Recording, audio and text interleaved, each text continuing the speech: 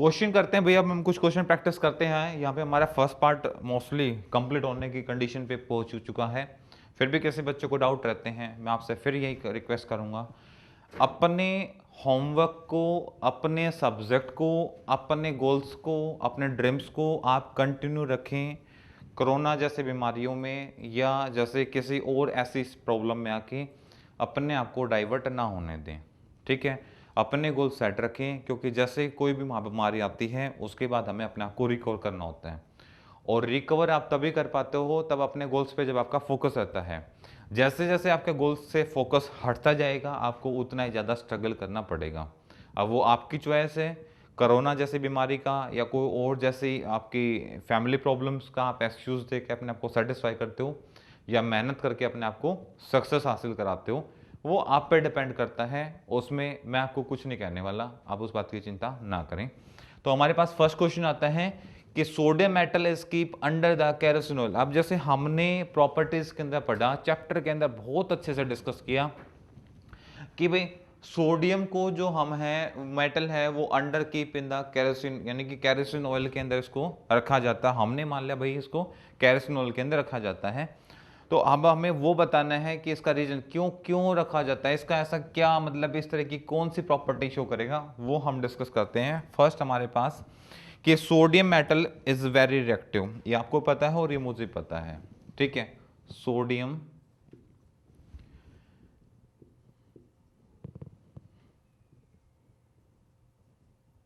Metal is very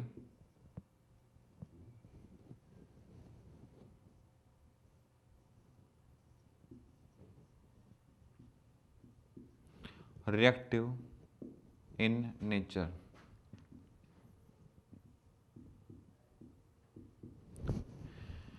ये बात आप ध्यान रखेंगे, ठीक है। रिएक्ट विद, जब वो रिएक्ट करेगी ऑक्सीजन के साथ, यानी कि जब आपके पास सोडियम है और वो रिएक्ट करता है O2 के साथ, तो डेफिनेटली सोडियम अपने ऑक्साइड बनाने की कोशिश करेगा, ठीक है। और जब सोडियम अपने ऑक्साइड बनाएगा तो इसको वैलेंसी करने के लिए आपको फोल्ड करना पड़ेगा, ठीक है। और यहाँ पे क्या होगा, Na2O, सोडियम ने अपने ऑक्साइड बना दी, ठीक है। सेकंड मेरे पास जब ये रिएक्ट करता है, यानी कि सोडियम रिएक्ट करेगा किसके साथ, वाटर के साथ, तो क्या बनाएगा अपने, या मॉइस्चर की प्रेजेंस में जब ये बनाएगा नेचर में, तो क्या बनाएगा अपने हाइड्रोक्साइड, सोडियम हाइड्रोक्साइड NaOH बनाएगा। और जब ये रिएक्ट करेगा CO2 की प्रेजेंस में, यानी कि यही सोडियम जब रिएक्ट कर रहा है CO2 की प्रेजेंस में, तो क्या बनाएगा है sodium carbonate Na2CO3, Na2CO3, sodium carbonate, ठीक है। अब हमें यहाँ पे जो देखने को मिल रहा है, ये देखो सबसे पहले मेरे पास क्या था, सोडियम, वाटर की प्रेजेंस में मैंने इसको रिएक्ट कराया। मैंने क्या किया, इसको वाटर की प्रेजेंस में रिएक्ट कराया तो इसने क्या बनाया, सोडियम ऑक्साइड बनाए। अब मैं सोडियम ऑक्साइड को मैं रिएक्ट कराता हूँ, सोडियम ऑक्साइड को रिएक्ट कराता हूँ तो मुझे क्या मिलते हैं, हाइड्रोक्साइड। अब जब मैं क्या करूँगा, यहाँ पे सोडियम हाइड्रोक्साइड की रिएक्शन करूँगा, NaOH, सोडियम हाइड्रोक्साइड की मैं क्या करूँगा यहाँ पे रिएक्शन करता हूँ, तो मुझे क्या मिलता है वहाँ पे, सोडियम कार्बोनेट प्लस में वाटर। अब हम इनको क्या करेंगे, बैलेंस करेंगे, क्योंकि हमने बैलेंसिंग अभी किसी की नहीं की है। एक इस रिएक्शन में आपको हल्की फुल्की बैलेंसिंग देखने को मिल सकते हैं। देखो सोडियम, मेरे पास जस्ट सोडियम था, मैंने उसको नेचर में रखा तो भाई साहब ने ऑक्साइड बना दिया, अपने ऑक्साइड को संभालने की कोशिश की तो हाइड्रोक्साइड बना दिए। अब जैसे ही मैंने हाइड्रोक्साइड बनाए तो मॉइस्चर इसके अंदर ऑलरेडी अब यहाँ पे प्रेजेंट है, मतलब इसके अंदर आप यहाँ पे कुछ ऑस्मोसिस पार्टिकल आपको यहाँ पे इजी से देखने को मिल सकते हैं। कोई मतलब इसमें टिपिकल कॉन्सेप्ट नहीं है। अच्छा, यहाँ पे मैंने कोई यूज नहीं किया, सिर्फ ऑक्सीजन की प्रेजेंस में इसने डेफिनेटली रिएक्ट जरूर किया है। अब दूसरा, अब ये हाइड्रोक्साइड बनाए तो आप कहोगे सर ये हाइड्रोक्साइड इसने डायरेक्ट कैसे बना दिए, तो मैं आपको रिकॉल करा दूं, जब आपने फिजिकल प्रॉपर्टी पढ़ी थी, केमिकल प्रॉपर्टी में आपने डिस्कस किया था कि when alkali metal react with water, जब वाटर के साथ रिएक्ट करते हैं देन मेक हाइड्रोक्साइड। उस टाइम पे वो क्या बना रही थी, वो अपने हाइड्रोक्साइड बना रही थी, तो वही प्रॉपर्टी इसने यहाँ पे फॉलो की है। कोई एक्स्ट्रा और एडवांस इसने यहाँ पे कुछ ऐसा डिस्कस नहीं किया है। उसके बाद हाइड्रोक्साइड को मैंने CO2 की प्रेजेंस में रिएक्ट कराया, ठीक है। तो इसने क्या बनाया, सोडियम कार्बोनेट प्लस में वाटर यहाँ पे इसने बनाया है, ठीक है। तो ये रिएक्टिविटी आपको देखने को मिल रही है और काफी फास्ट यहाँ पे आपकी ये चीजें आपको देखने को मिलेंगी। अब हम क्या करेंगे, इनको बैलेंस करेंगे। सबसे पहले O2 के साथ रिएक्शन की तो आपके पास वाटर मिल जाएगा यहाँ पे। उसके बाद ये रिएक्शंस करेगा किसके प्रेजेंस में, वाटर की प्रेजेंस में। अब देखो, मैं ये बात आपको केमिकल प्रॉपर्टीज में ऑलरेडी बता चुका हूं, अभी मैंने रिवाइज कराया। वही वाटर की प्रेजेंस में इसने रिएक्ट किया तो इसने क्या बनाया, sodium hydroxide.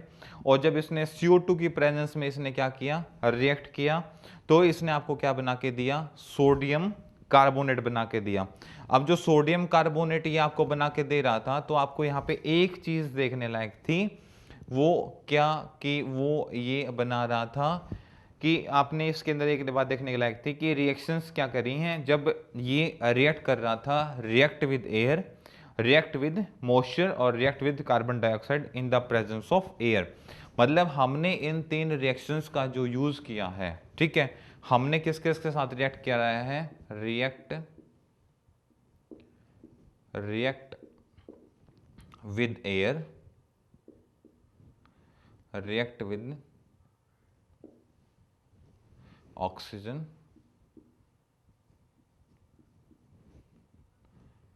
Water and carbon dioxide.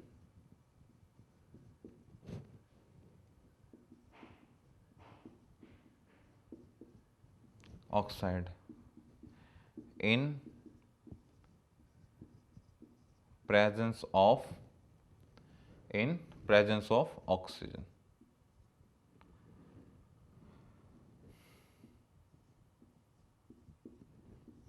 यहां पे हमने देखो, यहां पे हमारे पास कोई भी ऐसा लॉजिक नहीं था कि हमने कहीं पे कैटलिस्ट डाला हो, कहीं पे हीट डाला हो, नहीं। ये सोडियम मैंने ओपनली रखा, ऑक्सीजन के टच में आया, सोडियम ऑक्साइड बनाए।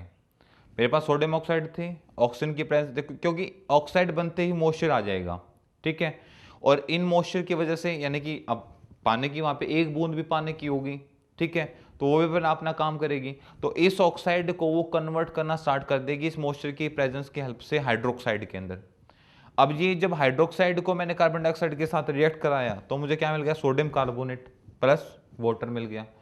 इसलिए मैं ये कह सकता हूं कि sodium metal is very reactive. ये मेटल से आपके पास आपको जो देखने को मिल रही है क्या है, ये वेरी रिएक्टिव है। कहां पे, नेचर के अंदर। इन रिएक्शंस के बेस पे कह सकता हूं, क्योंकि मुझे यहां पे किसी भी रिएक्शन में कोई कैटलिस्ट, कोई इंथैल्पी, कोई एनर्जी लगाने की जरूरत नहीं थी। ये रिएक्शंस ऑटोमेटिकली हो रही थी और ये रिएक्शंस का जो प्रोसेस होगा वो काफ़ी फास्ट देखने को मिलेगा। क्योंकि सोडियम, दूसरी बात मैं बात करूं तो सोडियम एक हाईली रिएक्टिव एलिमेंट है, दूसरा एक हाईली इलेक्ट्रो पॉजिटिव भी नेचर के अंदर है, ठीक है। आप ये भी ना भूलें साथ में कि सोडियम इज ए हाईली